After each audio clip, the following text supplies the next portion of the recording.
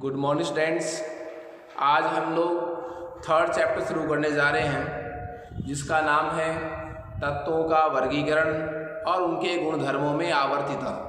मेरे कहने का मतलब क्या हुआ, हम इस चैप्टर में क्या क्या पढ़ेंगे कि विभिन्न प्रकार के जो तत्व हैं केमिस्ट्री में, लगभग 17-18 तत्व हैं, उनकी किस प्रकार खोज हुई, उनको कहाँ रखा गया, उनके भौतिक उनके रासायनिक गुणों के आधार पर उनको कितने भागों में बांटा गया, तत्वों का जो वर्गीकरण था उसकी आवश्यकता क्या पड़ी, क्या उसका उद्देश्य था आवर्त सारणी बनाने का, ये सब हम इस चैप्टर में पढ़ेंगे। क्लियर है? तो हमारा जो आज का टॉपिक है फर्स्ट, वो है कि तत्वों के वर्गीकरण का उद्देश्य क्या था, क्या आवश्यकता थी कि विभिन्न तत्वों का वर्गीकरण किया जाए, उनके समूह बनाए जाएं। देखिए, सन 1800 ईस्वी में लगभग 30-35 के आसपास तत्व ज्ञात थे, लेकिन जो जो समय गुजरा 1865-70 के आसपास तत्वों की संख्या डबल हो गई। वर्तमान में 117-118 तत्व जो ज्ञात हैं। ऐसे तत्वों का अलग अलग अध्ययन करना बहुत कठिन होता है। इन सभी तत्वों के भौतिक गुण, रासायनिक गुण पढ़ना, उनके यौगिकों को पढ़ना मुश्किल होता है। इसलिए ये आसान बनाने के लिए कि जिनके रासायनिक गुण समान हैं, जिसके रासायनिक गुण क्या है, समान है, उनको एक ही समूह या आवर्त में रखा जाए।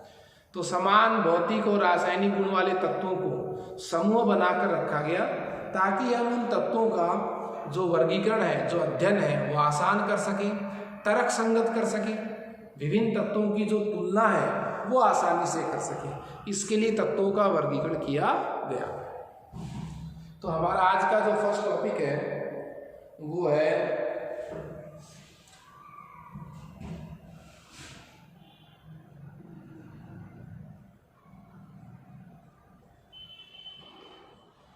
तत्वों के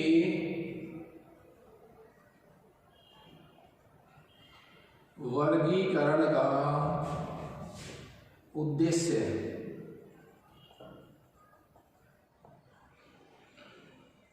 तत्वों के वर्गीकरण का उद्देश्य क्या था? देखिए, मैं आपको पहले ही बता चुका हूं कि एक तो उद्देश्य था विभिन्न जो तत्व है, विभिन्न जो क्या है, तत्व है, विभिन्न तत्वों का पृथक पृथक तथा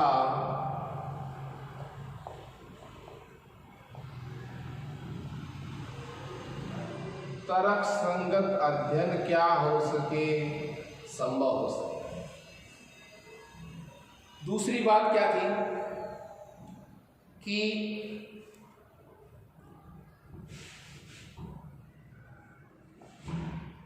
जो तत्व कहाँ खोजे जाएंगे भविष्य में, भविष्य में खोजे जाने वाले तत्वों का हम पूर्वानुमान लगा सकते हैं। तो तत्वों को विभिन्न वर्गों में, समूहों में बांटने का जो उद्देश्य था, उसकी जो आवश्यकता महसूस हुई, उसका रीजन क्या था कि विभिन्न जो तत्व हैं उनका हम अलग अलग तर्क संगत अध्ययन कर सकें, उनके रासायनिक गुणों का अध्ययन जो है वो आसान हो सके। दूसरा था भविष्य में जो तत्व खोजे जा रहे हैं, जो खोजे जाएंगे, उनका क्या लगाया जा सकता है अनुमान, कि कालांतर में एक ऐसा तत्व आएगा जिसके भौतिक व रासायनिक गुण जो है वो इस तत्व के समान हो सकते हैं। तो ये आवर्त तत्वों के वर्गीकरण का उद्देश्य था। इसलिए जब ये आवश्यकताएं थी, ये उद्देश्य पूरे करने थे, तो तत्वों को वर्गीकृत करने का कार्य भिन्न भिन्न वैज्ञानिकों द्वारा शुरू किया गया। हम तत्वों के वर्गीकरण के जो आवर्त सारणी जो बनाते हैं, उसकी उत्पत्ति किस प्रकार हुई, प्रारंभ में किस वैज्ञानिक ने कितना प्रयास किया, वो सब हम इसमें पढ़ेंगे।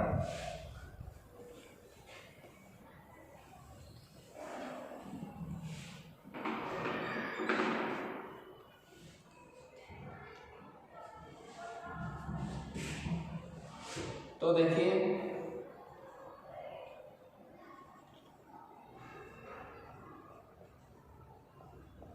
आवर्त सारणी की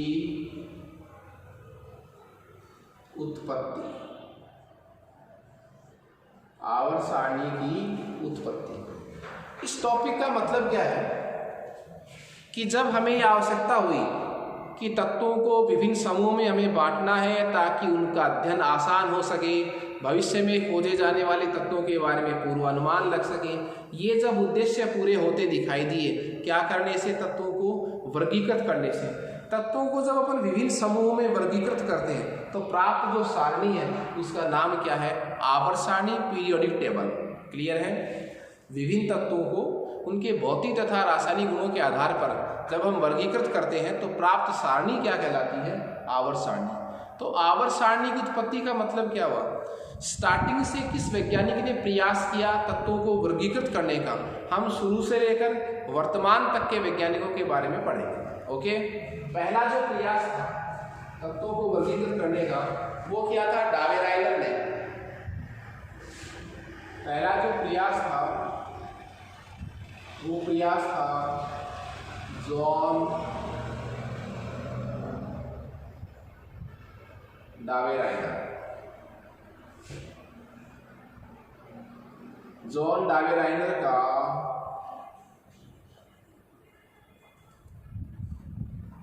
त्रिक नियम। जॉन डावेराइनर का कैसा नियम, त्रिक नियम। देखिए डावेराइनर ने क्या किया, तीन तत्वों का समूह बनाया। तीन तत्वों के क्या बनाए, समूह बनाए। तीन तत्वों के समूह बनाए जिनका नाम क्या निकाला उसने, त्रिक। ठीक है। डावेराइनर ने जितने भी उस समय तत्व ज्ञात थे उनके तीन तत्वों के समूह बनाए उसने, और तीन तत्वों के समूह का नाम क्या था, जिसको त्रिक कहा गया, त्रिक कहा गया। अब त्रिक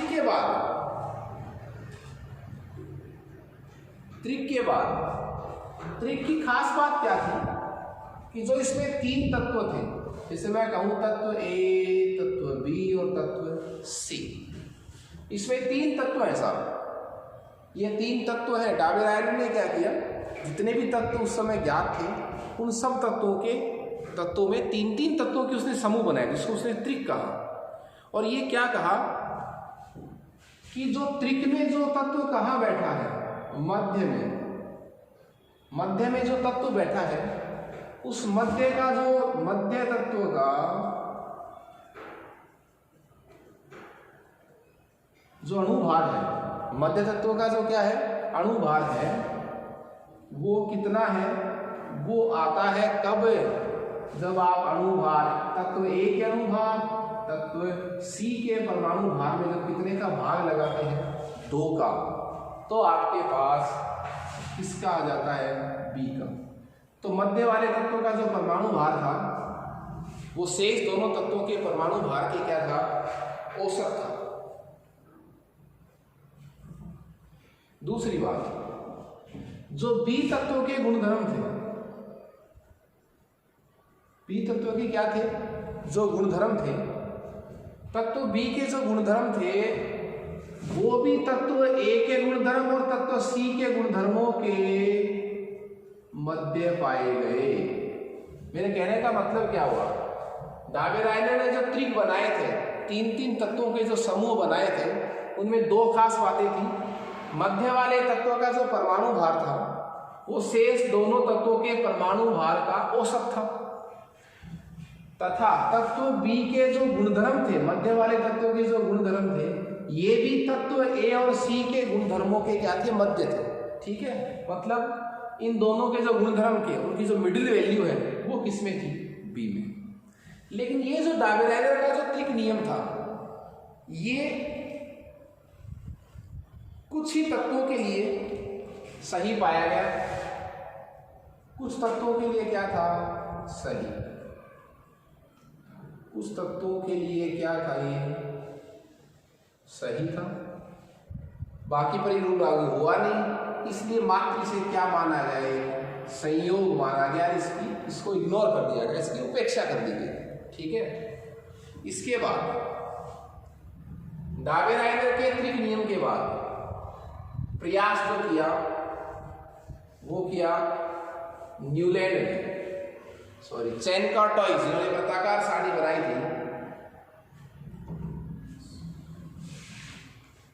AEBB चैनकर टॉयज नामक का एक वैज्ञानिक था। तो वैज्ञानिक का नाम है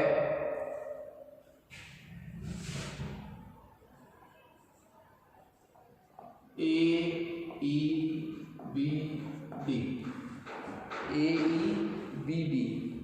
चैनकर टॉयज।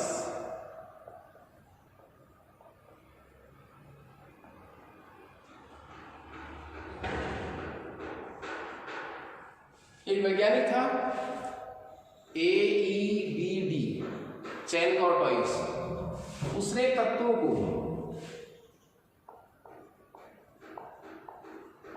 परमाणु भार के आधार पर एक सारणी में व्यवस्थित किया, और वो सारणी जो बनी थी वो सारणी कैसी थी, वृत्ताकार। तो AEBD चैनकर टॉयज ने वृत्ताकार सारणी बनाई। इस वृत्ताकार सारणी में उसने तत्वों को परमाणु भार के बढ़ते क्रम में रखा। तो परमाणु भार के बढ़ते क्रम में उसने तत्वों को रखा, सारणी कैसी बनाई, वृत्ताकार। लेकिन यह जो आवर्त सारणी थी यह भी तत्वों के वर्गीकरण की तरफ ज्यादा ध्यान आकर्षित नहीं करवा पाई, तो इसको भी इग्नोर कर दिया गया। तीसरा जो प्रयास था वो था न्यूलैंड का अष्टक नियम। न्यूलैंड का अष्टक नियम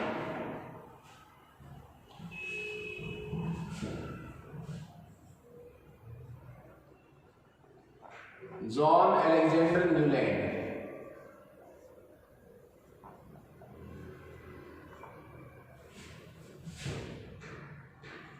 का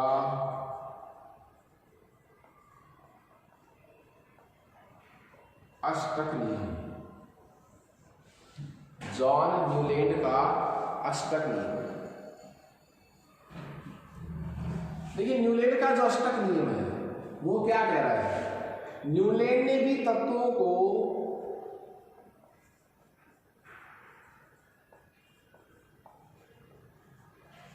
परमाणु भार के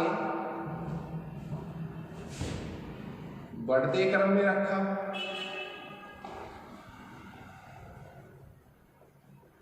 न्यूलैंड ने भी तत्वों को कैसे रखा, परमाणु भार के बढ़ते क्रम में रखा।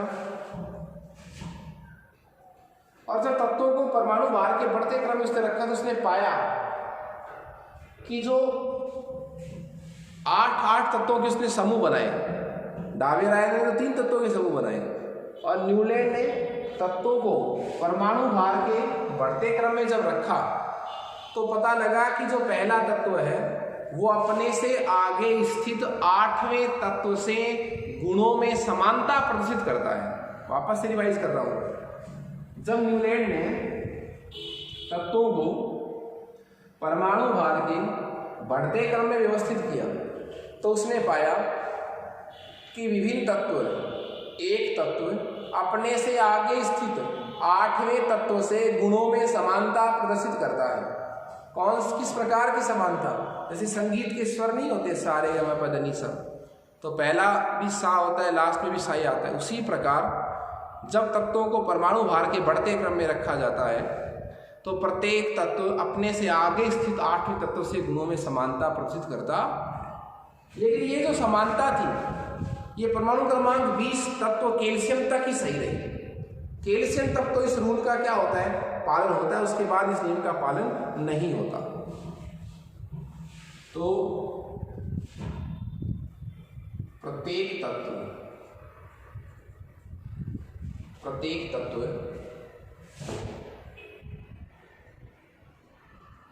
अपने से आगे स्थित, प्रत्येक तत्व अपने से आगे स्थित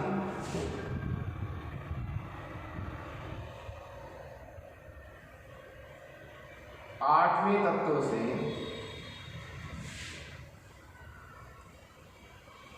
गुणों में समानता रखता है। लेकिन सबसे बड़ी कमी क्या थी? यह जो रूल है वो कैल्शियम तक ही लागू होता है, उसके बाद यह नियम पालन नहीं होता। ओके, इसलिए इस धारणा को भी मान्यता नहीं मिली। हमने 3 धारणाएं अब तक पढ़ी हैं, डाबेराइनर का त्रिक नियम, चेन-कार्टोइस की वृत्ताकार सारणी और न्यूलैंड का अष्टक नियम। लेकिन ये सभी नियम आवर्त सारणी का सही और व्यापक स्वरूप देने में असफल हुए। ओके,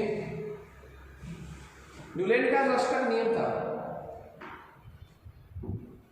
उसके बाद एक सफल प्रयास जिसने किया था वो था दमित्री मेंडलीव, जो रूस से थे।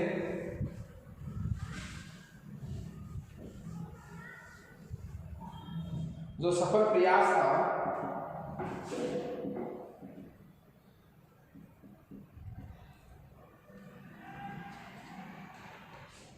वो मेंडलीव द्वारा किया गया।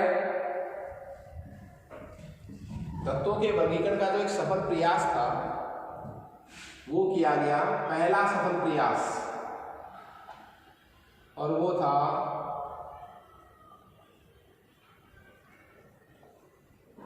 मेंडलीव का आवर्त नियम।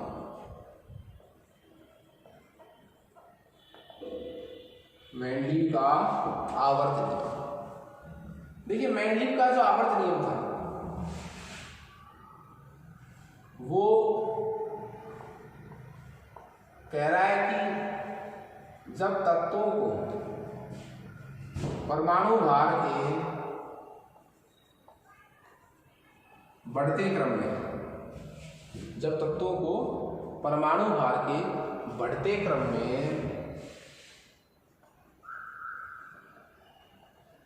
रखा जाता है, तो उनके कहने का मतलब ये था कि जो तत्वों में जो समानता है वो परमाणु भार पर निर्भर करती है। ठीक है, तो परमाणु के जो भौतिक और रासायनिक गुण हैं वो परमाणु भार के आवर्ती फलन होते हैं। मेरे कहने का मतलब क्या हुआ? परमाणु के भौतिक और रासायनिक गुण जो है, किसी तत्व के परमाणु के जो भौतिक और रासायनिक गुण हैं वो उनके परमाणु भार से अधिक संबंधित होते हैं।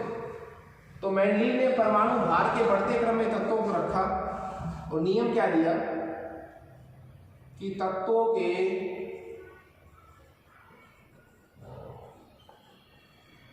भौतिक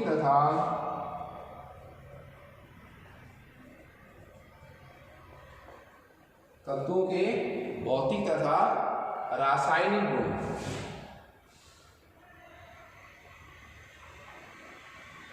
तत्वों के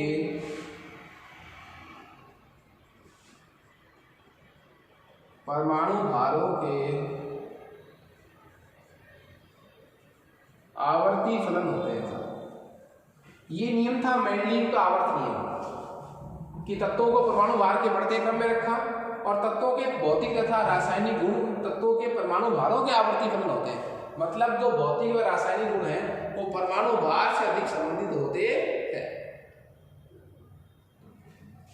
देखिए, मेंडलीव ने समान भौतिक व रासायनिक गुणों वाले समूह को एक ही वर्ग में रखा। एक ही वर्ग या किसमें रखा?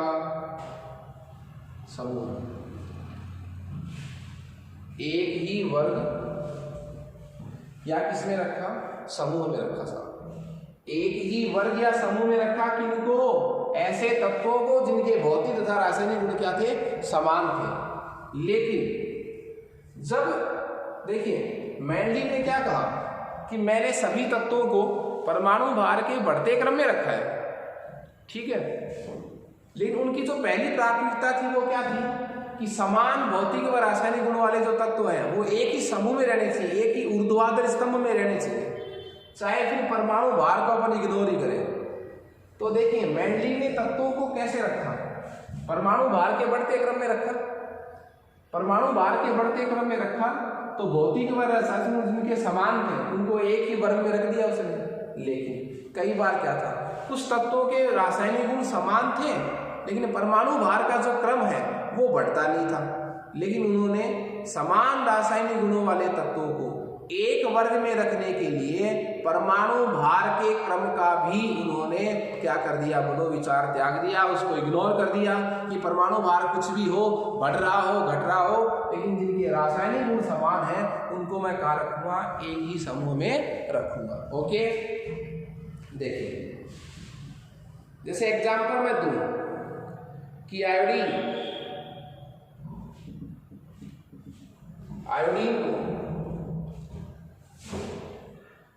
का जो परमाणु भार था वो टेल्यूरियम से क्या था, कम।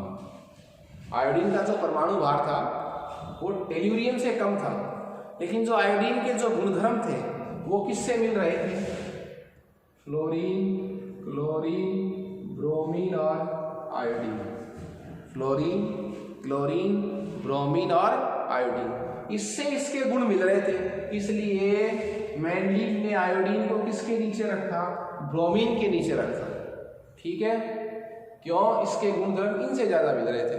तो समान रासायनिक गुणों वाले तत्वों को एक वर्ग में रखने के लिए मेंडलीव ने अपने नियम का भी क्या कर दिया, उसने, बताइए, विचार त्याग दिया, इग्नोर कर दिया परमाणु भार को। ये परमाणु भार चाहे कुछ भी हो, समान रासायनिक गुणों वाले तत्वों को तो एक ही वर्ग में रखा जाए। देखिए मेंडलीव की एक खास बात क्या थी,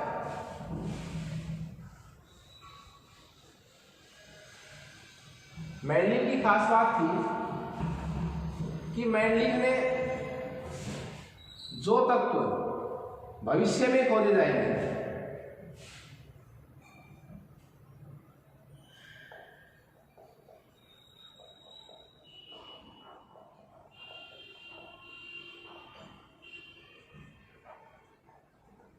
भविष्य में खो जाने वाले तत्वों के लिए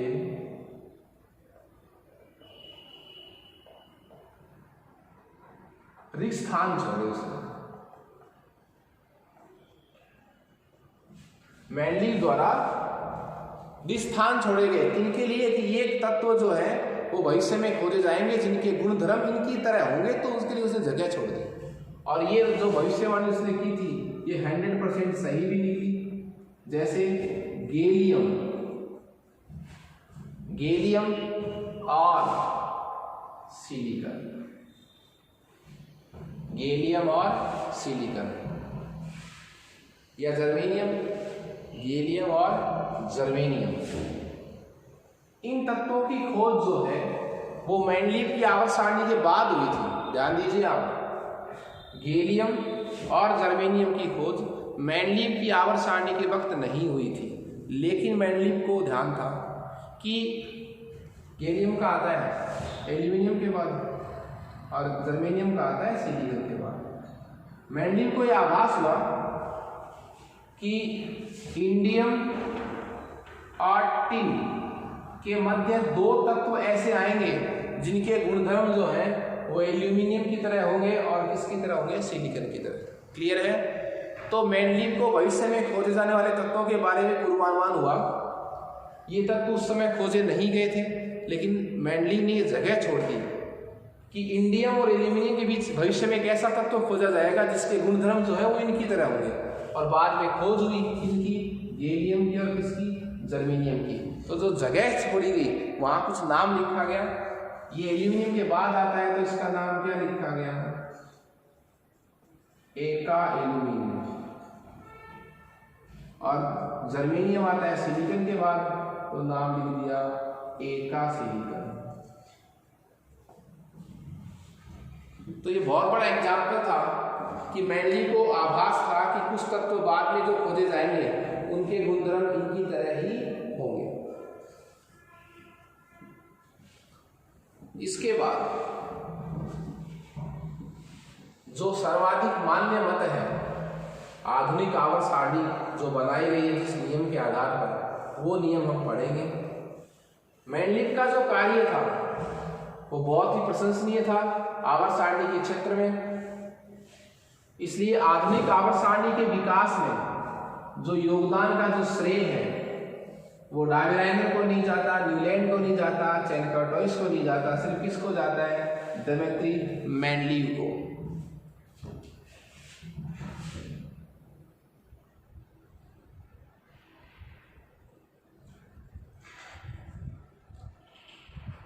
हेनरी मोजले का आधुनिक आवर्त नियम, और जो आधुनिक आवर्त सारणी है वो इसी नियम पर आधारित है। मोजले ने क्या किया? देखिए, मोजले ने पूरी विचारधारा को बदल दिया। अब तक जितने वैज्ञानिक थे उन्होंने तत्वों को उनके परमाणु भार के बढ़ते क्रम में रखा था, लेकिन मोजले ने क्या किया? मोजले ने यह कहा कि तत्वों के भौतिक और जो रासायनिक गुण हैं वो उनके परमाणु क्रमांक के आवर्ती फलन होते हैं। परमाणु क्रमांक के क्या होते हैं? आवर्ती फलन होते हैं। इसलिए मोजले ने जो आवर्त सारणी बनाई उसमें तत्वों को परमाणु क्रमांक के बढ़ते क्रम में रखा गया। परमाणु क्रमांक क्या होता है? प्रोटॉन की संख्या। उदासीन परमाणु में इलेक्ट्रॉन की संख्या बात एक ही है। तो जो मोजले का आधुनिक आवर्त नियम था वो एक ग्राफ के आधार पर समझाया गया, जिसमें तत्वों के परमाणु क्रमांक Z, तत्वों के परमाणु क्रमांक Z और किरण की आवृत्ति न्यू का वर्गमूल के मध्य ग्राफ खींचा गया। तो उसने एक नियम दिया। तो मोजले का जो आवर्त नियम क्या था कि तत्वों के भौतिक तथा रासायनिक गुण, तत्वों के भौतिक तथा रासायनिक गुण, तत्वों के, उनके क्या मतलब? तत्वों के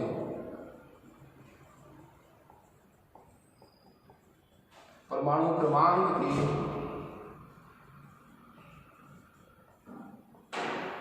आवर्ती फलन होते हैं साथ। ये है आधुनिक आवर्त नियम, जिसको मोजले का आवर्त नियम भी कहा जाता है। मोजले ने कहा, देखिए, मोजले ने तत्वों को परमाणु क्रमांक के, मतलब किसके? Z, बढ़ते क्रम में रखा। तत्वों को परमाणु क्रमांक के बढ़ते क्रम में रखा। उसने कहा कि तत्वों के रासायनिक गुणों को समझाने के लिए परमाणु क्रमांक एक अच्छा चर है, किसकी बजाय? परमाणु द्रव्यमान की बजाय। तो उस परमाणु क्रमांक के आधार पर उसने तत्वों को रखा। आधुनिक जो आवर्त नियम था उसके आधार पर जो सारणी बनाई गई वो आधुनिक आवर्त सारणी कहलाई। आधुनिक आवर्त सारणी कहलाई, जिसमें किस नियम का पालन हुआ? मोजले के आवर्त नियम का क्या हुआ? पालन हुआ। उस आवर्त सारणी में ऊर्ध्वाधर स्तंभ थे जिनकी संख्या कितनी थी? 18, जिनको क्या कहा गया?